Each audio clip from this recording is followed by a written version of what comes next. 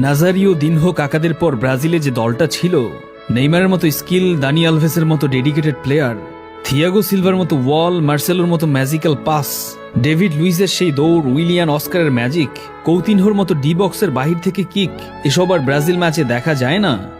গত কয়েক বছর আগেও ব্রাজিলের জয় নিয়ে টেনশন করা লাগতো না, বরং কয় গোলে জিতবে সেটা নিয়েই ভাবনায় থাকতো দর্শকরা।